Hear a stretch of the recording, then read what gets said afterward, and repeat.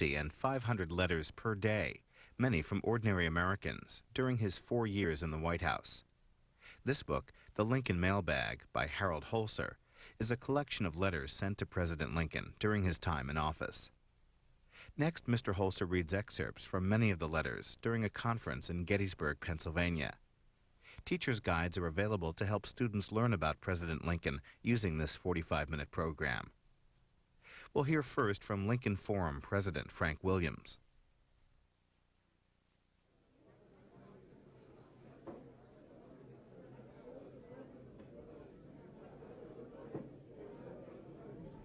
Ladies and gentlemen,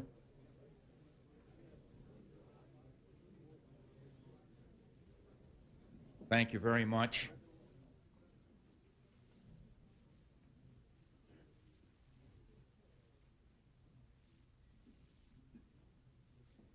Good evening.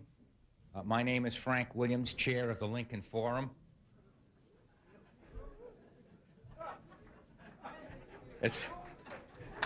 Thank you very much. It's good to be with you once again. You know, I'm now sitting on the bench as a Superior Court judge for 2 years. And it's been a great ride. And there have already been nicknames that have come back to me through my intelligence sources. I want to share some with you since we're bonding so well this week, especially on the field at Pickett's Charge this afternoon. What I've been told is I'm called Maximum Frank, Frank the Fair, which I like very much, even when I'm not, Marrying Sam, for all of the marriage ceremonies that I do, the Great Mediator, and Judge Roy Bean, the only law west of the Pecos. And that's come to me because when I face a defendant who I release on bail, I admonish him or her and say, you know, sir or ma'am, if you don't return on the 8th next, you know who's going to come looking for you? And they really think it's me that's going to go looking. Now, students, as we discussed last evening, are not the only ones to make bloopers.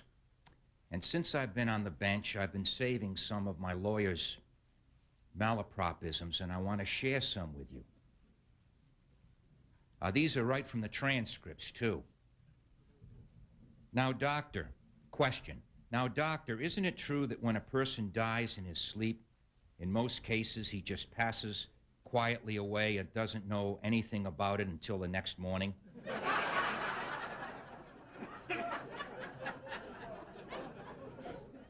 Question. What happened then? Answer, he said to me, I have to kill you because you can identify me. Question. Did he kill you? Question. At the time of the accident, were you alone or by yourself? Question. Do you have any children or anything of that kind? Question. I will show you Exhibit 3 and ask you if you recognize that picture. Answer. Yes, that's me. Question. And were you present when that picture was taken? Question. Now, Mrs. Johnson, how was your first marriage terminated? Answer, by death. Question, and by whose death was it terminated? Question, Mr. Whalen, were you present in court this morning when you were sworn in? Question, she had 3 children, right? Answer, yes. Question, how many were boys? Answer, none. Question, were there any girls? Question, you say you don't know what it was, and you don't know what it looked like, but can you describe it? And lastly, question, you say the stairs went down to the basement? Answer, yes. Question, and these stairs, did they go up also?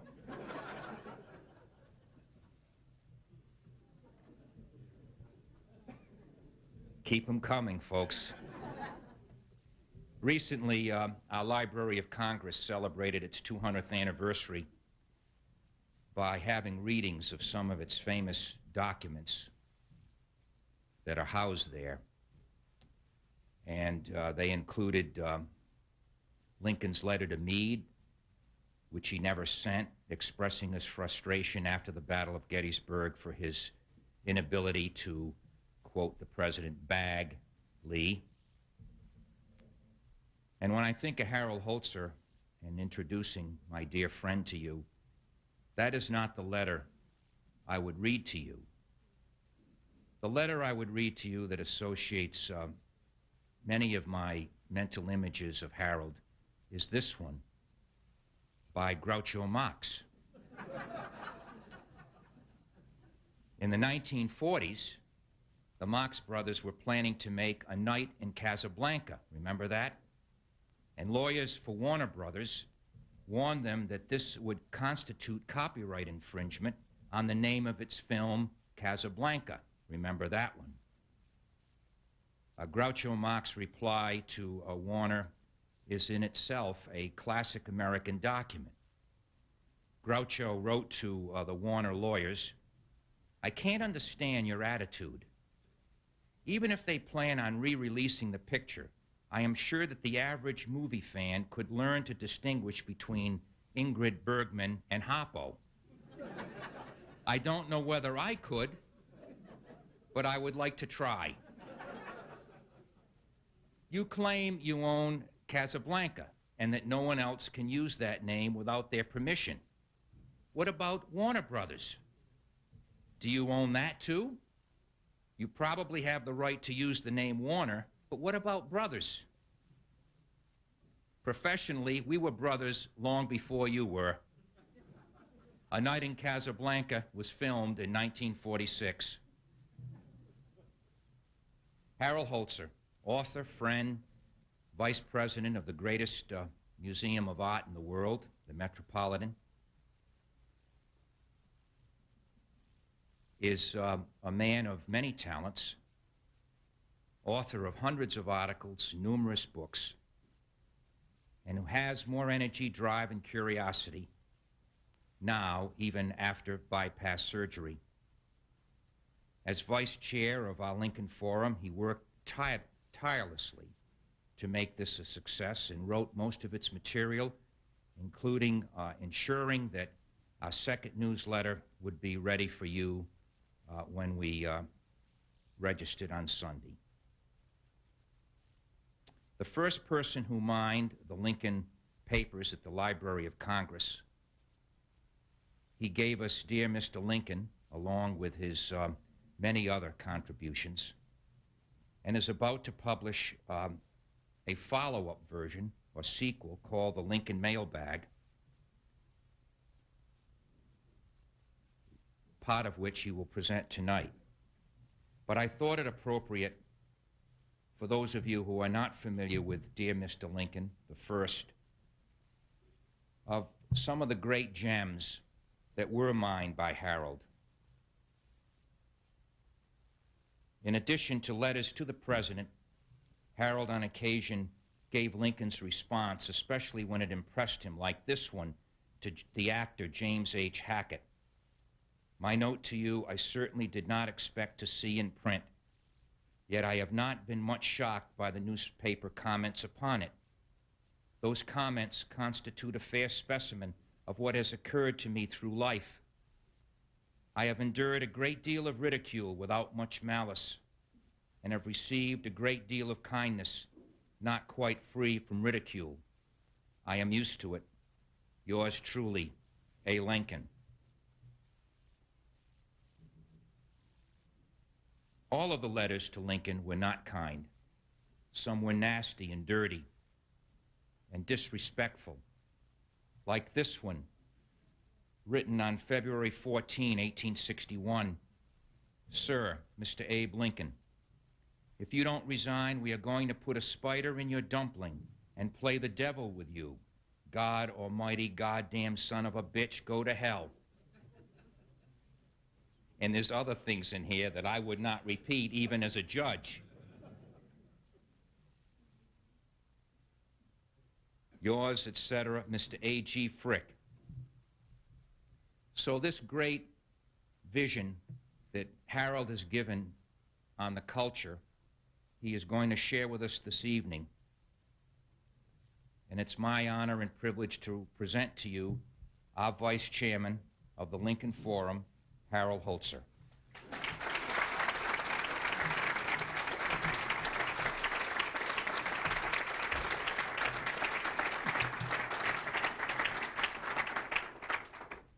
Thank you, Frank. I'm so glad you stopped where you did, because I only had to cross out 2 sections of my talk this evening. That was a great introduction, to be compared to Groucho Marx as a first, I must say. I've had unusual introductions in my day, but I was reminded, in fact, I just read again in his obituary about a wonderful occasion in the life of the philosopher Isaiah Berlin, who died a couple of weeks ago after a long and productive life. Winston Churchill, who I know many of you in this room study when you're not studying Abraham Lincoln, once when he was prime minister decided he wanted to meet this Latvian philosopher extraordinaire and discuss with him history, philosophy, and politics, see if it was true that Berlin could really speak 400 words a minute and was as brilliant a conversationalist as he'd heard. He was supposed to be the greatest conversationalist of his age, in England at least, or anywhere else. So Churchill's staff went furiously to work. It's always good to have a good staff doing these details. And the dinner was held at 10 Downing Street. And afterwards, Churchill called his staff in, and they said, well, how was the dinner? And he said, well, it was disappointing. He's a much better writer than he is a talker. I kept talking about politics and history and philosophy, and all he would do was talk about Bing Crosby and Ethel Merman and Kate Smith. And they said, well, we don't really understand. And it became clear, the staff said, oh, you wanted to meet Isaiah Berlin. We invited Irving Berlin. It's a true story. God bless America. Well, those of us who are gathered here at Gettysburg for the 2nd Annual Lincoln Forum understandably feel a close connection to Abraham Lincoln and his times. To many of us, Lincoln is almost a living, breathing figure. And of course, we sense his presence here more than almost anywhere else in the country he helped to save. But let's face it, an enormous gulf divides his era from our own. The political culture has changed dramatically. 60 years is not a very long time in the arc of human history. And that's all that separates Lincoln's White House from today's, at least chronologically. But in terms of the way the president relates to the American public and the way he's able to relate to the American public, we might as well be separated by a millennium. Tonight, I'd like to try to pry open a window onto public opinion in the Lincoln era. And in so doing, to suggest how remarkably closely Lincoln kept his finger on the popular pulse during his presidency, and how closely, in turn, the populace kept in touch with Abraham Lincoln. Well, we know how presidents measure public opinion today. They take overnight telephone polls. Lincoln didn't have polls, didn't even have telephones, as you know. He had to learn about public reaction slowly, incrementally, and in comparison to the way today's presidents learn, rather personally, and then judge whether in turn to react himself the old-fashioned way, principally, and that's through the U.S. mails. And he did. When he took office, in addition to holding public opinion baths, as he called them, that is, public sessions in his office at which he greeted the ordinary citizenry, he began receiving about 250 letters a day. By his last day alive, he was receiving more than 500 a day. He had a staff of 3 private secretaries, only one of whose salary, interestingly, was prescribed by law. The other 2 he had to pay from federal departments and have assigned to the White House, bending the law a bit. Good thing they didn't have independent prosecutors in those days to look into these outrages. But compare that, if you will, to today's White House Communications Office. And I learned this on a radio talk show, not one I was listening to. I don't want you to get the wrong idea. I was actually on with on a show a couple of years ago with the assistant to the president for correspondence. There is such a thing. Well, President Clinton receives at least 9,000 to 12,000 letters every day, not including emails. The number has been known to swell during congressional debates about hot-button issues to 85,000 letters a day. It's not all that different in terms of population, interestingly, but it's a large number of letters. But we, the people, now employ, for the purpose of answering these letters, one assistant to the president, two deputy assistants, 7 letter writers, 60 secretaries, and 300 volunteer correspondent clerks, some of whom, by the way, work from the Soldiers' Home outside of Washington, where Lincoln himself, as most of you know, had a summer residence that is still standing and, of course, is of great interest to our group, the Anderson Cottage. And the truth is, they still don't always get it right. How could they with that kind of volume today? I'm sure many of you who have tried to write to the president have experienced frustrations. I have too, and I wanted to share the story with you. Back in 1994, President Clinton visited the Metropolitan Museum to attend a reception.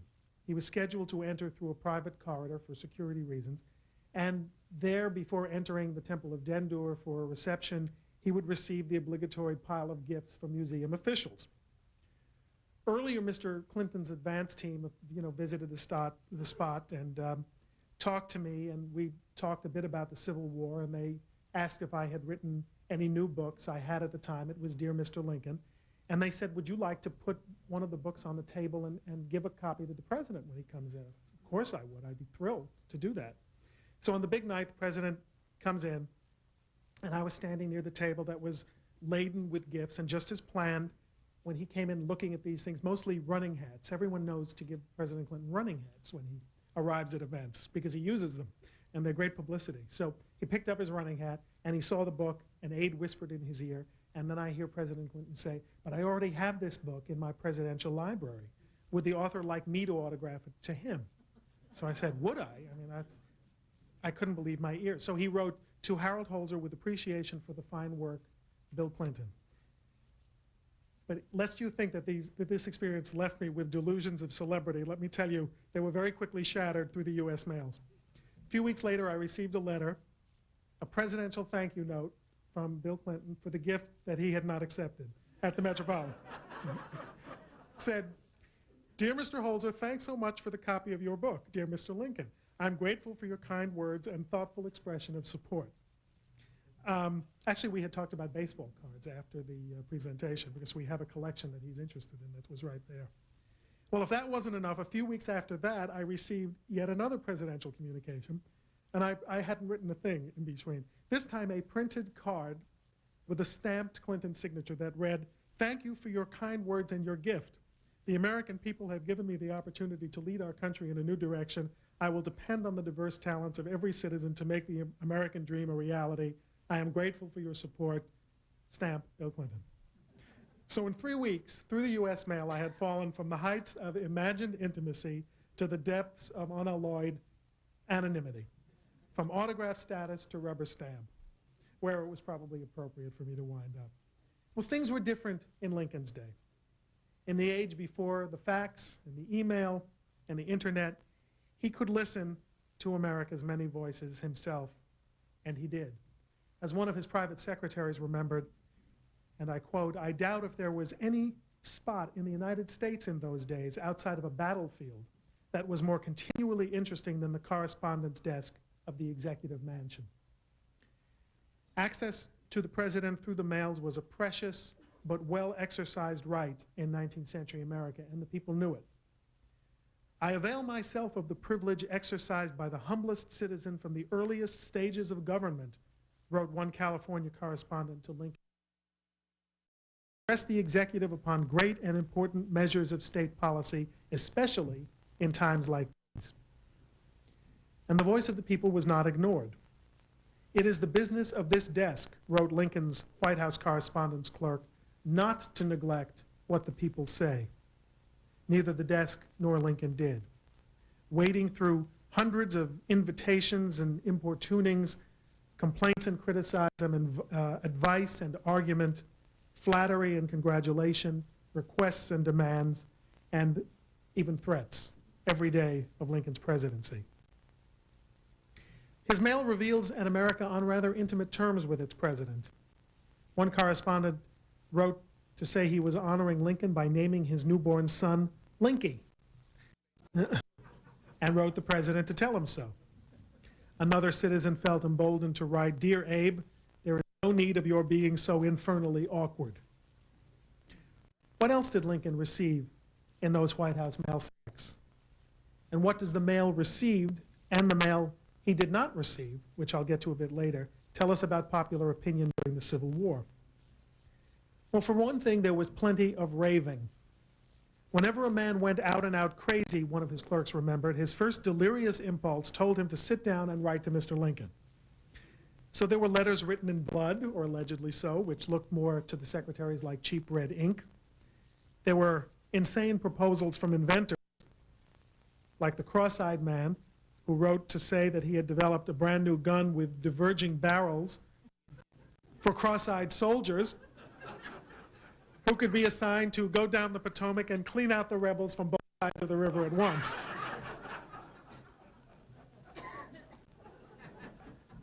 A regular correspondent was the angel Gabriel, who wrote to warn Lincoln of what fates awaited him if he did not heed his advice. Lincoln received mail occasionally from the old worthies of the Republic, as the clerk remembered, as in one letter that not only bore the names of Washington, Hancock, Adams, and others, but in perfect facsimile of the originals, and that's before they sold the originals at the National Park Service sites. I found it interesting in working on both books that women wrote quite often to President Lincoln. And in their letters, one, I think, finds evidence of the changing role of women in the culture of war. At the beginning, they write to plead for their husbands or their sons, promotions, transfers, government jobs. One even wrote to say, on behalf of all women, we are the greatest slaves in the South, not African Americans. But by the war's end, they were writing independently as heads of charity fairs for soldiers, or sending congratulations to Lincoln for election victories, expressing political opinions, asking for jobs for themselves in the departments of the federal government.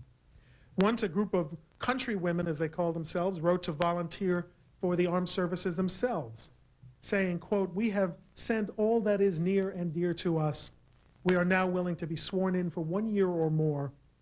We must do something to help save that beautiful flag that has waved so long o'er the land of the free and the home of the brave." There's one surprising gap in the archive of Lincoln's correspondence, and that's comforting news from family. If there was any, it was expunged from the archive long ago. I found none. Members of Lincoln's family did routinely write, but not to say hello or to send greetings, to ask for jobs, to squabble over who was or wasn't mistreating or stealing money from Lincoln's aging stepmother. That's just the news he needed in the midst of a war, to hear that the $50 he sent to his mother had been appropriated by a ne'er-do-well cousin. Meanwhile, his in-laws, the Todds, demanded patronage jobs at regular intervals, and usually got them. One lucky relative, Mary's brother-in-law, proceeded to offend so many of Lincoln's old supporters in Springfield, Illinois, in his new position that Lincoln had to transfer him eventually, not fire him. And another brother-in-law had the mind-boggling gall to ask for insider information on when, he wanted to know, precisely the war would end so he could sell his stocks at a profit. That was what he requested of Lincoln. Happily, I found no record of a reply. But there's no record of a single unencumbered greeting, a holiday or birthday salute, or a friendly letter that arrived without a request or demand from any member of the Todd or Lincoln families during the entire Civil War. There were, of course, innumerable gifts, never from family. Strangers sent gifts. A blackberry cordial to relieve disordered bowels came to the president. Fish, meat, liquor, and cheese, which may explain the dietary problems, more than the White House could possibly use, he would send all of it to soldiers' hospitals. And among the homey gifts, such valuable items as Henry Clay's snuff box from Henry Clay's son, examples of precious ores mined in California, a gold watch, which Lincoln happily accepted, a watch chain, which he won in a charity fair competition, even an ox named General Grant, which Lincoln promptly donated to yet another charity fair. Lincoln acknowledged many of the gifts himself. Sometimes, as our chairman, Judge Williams, told you, he came to regret such politeness, as in the case of the Shakespearean actor James Hackett, who sent Lincoln a book of his reminiscences in the theater, and Lincoln responded with a guileless and rather charming letter about which Shakespeare plays he liked better than others. Hackett thought it was so great that Lincoln had written to him that he published a letter in the newspapers, and that's what inspired the ridicule without much malice that Lincoln suffered at Hackett's hands. Well, laced with the ridicule were serious complaints, and Lincoln retained these. What's interesting about the letters in the Abraham Lincoln Papers in the Library of Congress, as our chairman described the repository, is that the secretary said that Lincoln received from 250 to 500 letters a day. About 15 to 25 per day survive on average in the Lincoln Papers, each one neatly folded back in the envelope in which it came, sometimes without the envelope, with a summary written outside of the pages. And this is what was given to Lincoln each day as his correspondence. A sampling, highlights, we can't know for sure, but they didn't spare him. He got the criticism, he got some of the outrageous letters, he got crackpot letters. There was one fellow who wrote every January 1st, one great crackpot. And I think his secretaries left it in there every New Year's Day as their special gift to the president, because it was always in there, January 2nd or 3rd, he would get this letter. One of the things that's extraordinary is how quickly the mail was delivered. One day in many cases. And I absolutely found that flabbergasting during the war to see how quickly the mail works. The less said about modern comparisons, the better. "You lack nerve," wrote one citizen in a complaint that the president saw. "You stand on the hearts of widows," wrote another. And these were the letters that Lincoln saw. One of my favorite letters of criticism came from an observer who lamented about Lincoln's personal manners, thought they were unfit for a president. As he complained, "They say when you are on horseback and platoons of men are marching by you, that you lean about and turn your head and talk with people behind you, when you should sit erect and talk to nobody and look straight at the saluting officers. They say you take your young boys along and straddle off as if you were cutting across lots. For God's sake, pay more attention to your manners." Plenty of advice on military matters reached the president. It's interesting which things aroused the attention of writers. John Charles Fremont inspired more letters than any general mentioned in the Lincoln Papers. McClellan, for all of our obsession about McClellan, in, out, successful, unsuccessful, how Lincoln treated him, never inspired a flood of criticism or adulation that survives in the papers. But Fremont, "Oh, for the sake of the country, remove Fremont. Fremont is the choice. Back him up and we will back you up. If you don't back him up, we will not back you up." One of my favorite letters came from the man who thought he had a sure way to end the war, and had this advice for the commander-in-chief: "Invite Jefferson Davis and the entire Confederate Congress to the Capitol building on the pretext of negotiating peace." And this is what he had in mind. This is from the letter, and I quote, "Hand them over to me and resign your seat to me, and I will declare them deranged according to the voice of God which I hear, and have them taken care of as such until we can have the center of the Capitol converted into a permanent lunatic asylum for them." Interesting idea. After reading this, Lincoln folded it back and wrote on the envelope in his own hand, "Samuel Connell," that's the correspondent, -crazy. The preponderant number of letters were about jobs. People wanted jobs, they demanded jobs, and by God, they expected jobs. Big appointments and small. Mrs. Robert Anderson, shortly after Sumter, and Mrs. John C. Fremont, demanding promotions for their husbands. Old Springfield neighbors out for spoils. A gardener asking for a place on the White House staff. A New Jersey opera singer demanding that Lincoln assume the mortgage on her home in New Jersey. Lincoln routinely dismissed such letters. His Old Springfield neighbors wrote once to ask a donation for their new Home for the Friendless charity operation. Lincoln may have felt friendless himself at the time, but he didn't send a donation. A Washington tavern keeper fined for serving liquor to soldiers thought the president should personally review his case. Lincoln didn't think the president should review his case. A German editor demanded that Lincoln buy political advertising in his paper. Lincoln didn't think so. Even the notorious rebel spy Belle Boyd wrote to demand that Lincoln release her husband from prison or have her write in her memoirs of, quote, the many atrocious circumstances respecting your government. Boyd's book appeared with the libels intact. Lincoln ignored others besides rebel spies. As far as correspondence was concerned, the White House was aptly named in Lincoln's day. It was, in terms of the mailbag, for whites only. When I wrote Dear Mr. Lincoln a few years ago, I included only 2 letters from African Americans. One from Frederick Douglass, which reached the president with an elaborate plan for spreading the word of emancipation in case Lincoln was defeated for re-election. And one which reached his desk because it was accompanied by a cover letter from a white person who recommended the letter to Lincoln. Lincoln was not permitted by custom or by his staff or by personal inclination or a combination of all three, we can't say for sure, of course, to read letters from black people.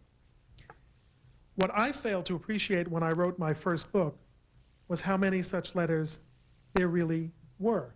And I decided at the outset that Dear Mr. Lincoln was to feature only the letters Lincoln actually read. This year, when I was asked to write a sequel, I decided that I had made a mistake in shutting the door to Lincoln's African American petitioners. In fact, I had done exactly what Lincoln's staff had done in the 1860s. So I'm doing it differently for Volume 2. The Lincoln mailbag will contain a number of letters from African Americans, although Lincoln probably read none of them. They were routinely sent to the Bureau of Colored Troops at the War Department, even if they had nothing to do with the war and nothing to do with troops. And they wound up separated from the Abraham Lincoln Papers, largely forgotten in the National Archives.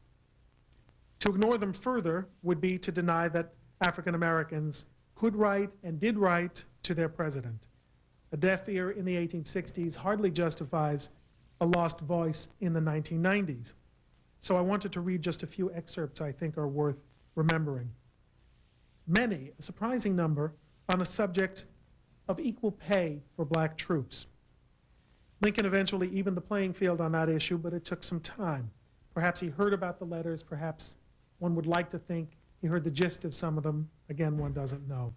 My husband wrote one Rosanna Henson in July 1864, who was in Company K, 22nd Regiment U.S. Colored Troops, and now in the hospital, has not received any pay since last May. I have 4 children, and I find this a great struggle. A hard life this is, and yet my husband is fighting for his country. But of course, there's no record of an answer.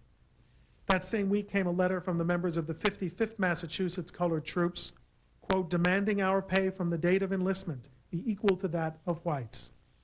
Again, no record of a reply.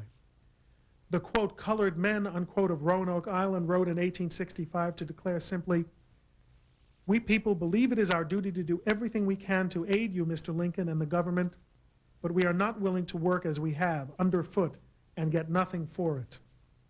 But again, the correspondents got nothing from President Lincoln. A black soldier wrote from New Orleans to protest weak and starving conditions in camp, adding in an eloquent protest, many of us, old and young, brave and active, have been hurried by ignominious death into eternity. Remember, we are men standing in readiness to face those vile traitors and rebels who are trying to bring your peaceable homes to destruction. Perhaps the most affecting letter in this archive, most of which has been published by Ira Berlin and his great team of scholars, winners of the Lincoln Prize for their work a few years ago, came from Annie Davis of Bel Air, Maryland, mystified by what she'd heard about the Emancipation Proclamation. Determined to seek the truth and hopefully her liberation, she wrote, as Professor Edna Green Medford has cited, "It is my desire to be free, to go to see my people on the Eastern Shore. My mistress won't let me. You will please let me know if we are free and what I can do. I write to you for advice." Of course, Annie Davis was not free when she wrote, and she got no advice from Abraham Lincoln. The letters show an altogether different, rather too long ignored constituency, desperate, restless for freedom and justice, yet denied access to the president that white people so routinely enjoyed access to in Lincoln's time. Even whites who were threatening Lincoln's life. Lincoln's secretaries recalled them vividly. The only disagreement is whether Lincoln actually saw them. His two principal secretaries, Nicolay and Hay, always insisted that threats were kept from Lincoln. But they were court biographers, really, working with Robert Lincoln, who believed in expunging more than he allowed access to, and I'm not sure their recollection can be trusted on this. Other eyewitnesses remembered seeing a folder in Lincoln's pigeonhole desk marked, in his hand, assassination, bulging with a growing sheaf of contents. And a small number of threats do survive, nearly all of them outside the Lincoln papers. It seems logical to believe the eyewitnesses who testified that Lincoln did see such letters from time to time and probably did retain some. It also seems possible that the secretaries, probably with Robert Lincoln's acquiescence, purged the file after Lincoln's death, perhaps because, as one of the clerks remembered, the file included a message from a man who purported to have uncovered a death plot by one John Wilkes Booth. By then, the clerk lamented, so many insane and unprovable warnings had been read and needlessly worried over that when the real thing arrived, no one took it seriously. That letter doesn't survive, just the recollection by Private Secretary Edward Duffield Neal. The threats that do survive throw no shortage of ill will. "May the hand of the devil strike you down before long," went one. "Your days are numbered," went another. "Abe must die, and die now," declared a third. And some of them, again, use language that if it could shock Judge Frank Williams after his Army experience, I frankly thought that some of these words had not been introduced until the 20th century. I was wrong. The Secretary's long-standing guilt feelings over receiving and ignoring an alleged alert about John Wilkes Booth's plot is understandable. Consider, too, how the Secretaries felt when they recalled a sincere and interesting suggestion that arrived on March 16, 1865. A New Hampshire bishop named Carlton Case wrote to request that Good Friday, the 14th day of April next, be observed as a day of fasting and prayer throughout the United States. I have reason to believe, he argued, that day would be agreeable to Christian people of all denominations. But apparently it was not agreeable to Abraham Lincoln, because, as we know, he ignored the suggestion. Instead, on Good Friday, he went to Ford's Theater, and there he lost his life. The next morning, his clerk, Edward Neal, reported to work at the White House just as the body of the slain president was being brought there for the last time. And almost simultaneously, as if nothing unusual had happened, another delivery arrived at the White House as well, the packages of Daily Mail. It was opened, remembered Edward Neal, amid the most awful stillness. Thank you very much.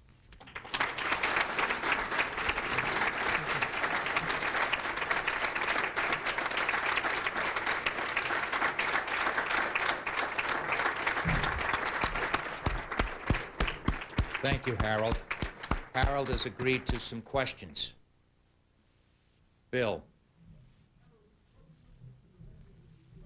You could have gone to the Freedmen's Bureau and other things. The question is why I didn't go to the Freedmen's Bureau to do research. Again, on the issue of the colored troops. Again, the first book I did is restricted by me to the letters that I was certain Lincoln had seen. I wanted it to be Lincoln's view of the public response to his administration. not necessarily the White House view. So I've amended that, and then I've done the appropriate research. Doing work at the National Archives, basically. How did I know there were letters? Yes? Black people, other than those in service with the... They are, well, they mention their issues up front. They identify their problems. They usually, if they are indeed letters from people serving in the military, they identify regiment and identify colored troops. And that's basically the way it's done. Gotten through the net, so to speak. No, the question is, again, how does one know that the letters are from African American correspondents? Of course, letters could have gotten through the network that the secretaries set so that Lincoln was kept from this kind of correspondence. But again, the issues are specific in most people's letters.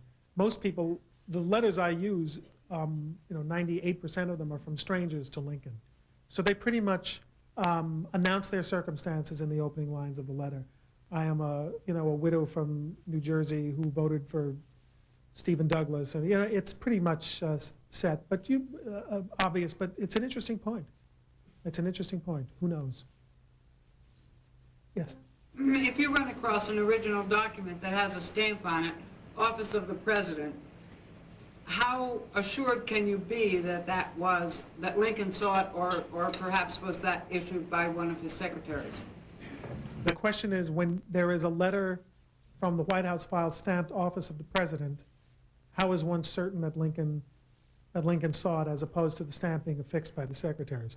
I suppose to use A, B, C, and D ratings the way Professor Don Fehrenbacher did in his recollected words of Lincoln, the most certainty one can have is of a letter that bears not only the White House stamp, but also an endorsement by the President, as you know from your research. The ones that survive in the White House collection fit the number of those that survive in the Abraham Lincoln papers fit the descriptions in terms of numbers that the secretaries left for how many letters Lincoln saw himself. This is an imperfect science. In fact, it doesn't deserve to be called a science, and it's an imperfect study at best. But I'm reasonably sure that those in the Lincoln papers were those that Lincoln examined, although again he may only have examined the summaries and dismissed them.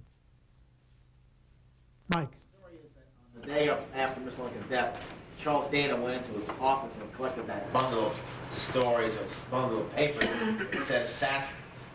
And do you have any idea what happened to Dana's research when he collected that envelope of assassination threats against the president?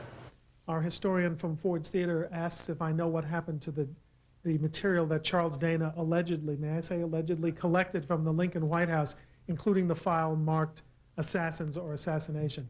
I'm not sure I buy the story that he was responsible for the disappearance of the file that may or may not have existed. I think it did. But no, I don't think anyone knows the location of the material.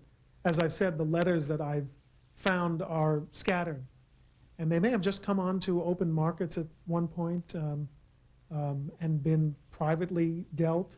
The letter in the most objectionable language is in the Chicago Historical Society. Wouldn't you know it, those of you from the Chicago area? There's an awfully good one that I'm using in the new book from the Lincoln Museum in Fort Wayne. So they're not all in one place. It's another of the mysteries, yet another of the mysteries to go with all the others we know, yes. Yes. To these letters, these threatening letters, today we have in place when some of these letters are received that some of them are taken seriously. Do you know if during their time, Lincoln's time, there was any mechanism to investigate or follow up on some of these letters, or do you know of any threats that actually were followed up on? I have no evidence that any of these threats were followed up on. And the remarkable thing is that Lincoln threw open his office a few days a week for several hours at a sitting for the general public lined up on the stairs going down from the second floor where the president's office was located in Lincoln's day, down to the grand lobby on the first floor. There were no metal detectors. The guarding was minimal. They came into the White House office several at a time. And we all know what Lincoln's theory was. If someone wants to do harm to me, there's nothing I can do to stop them. I found a letter in for the new book from someone who was so suspicious about the specifics and the imminent danger of a plot against the president that he hid in a barrel for hours to spy on his friends who were plotting. And he reported the results in meticulous detail, but not enough to, I mean, the endorsements on the letters don't indicate that Lincoln or his staff took them terribly seriously. Thank you all very much.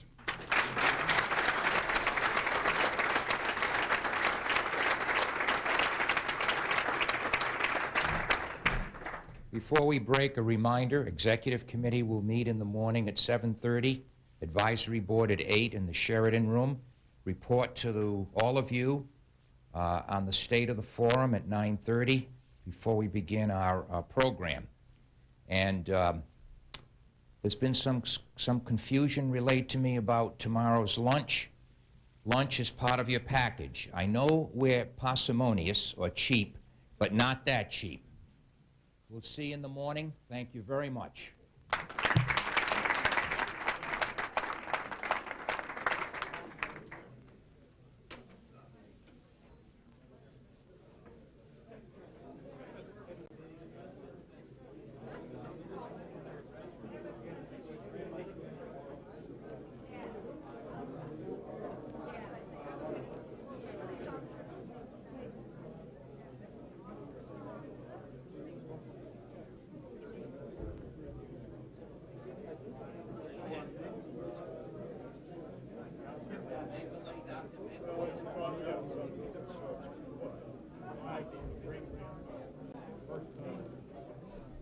Harold Holzer has authored or co-authored 11 books, all concerning the Civil War era. The Lincoln Mailbag was published by Southern Illinois University Press. Their address is Post Office Box 3697, Carbondale, Illinois 62902.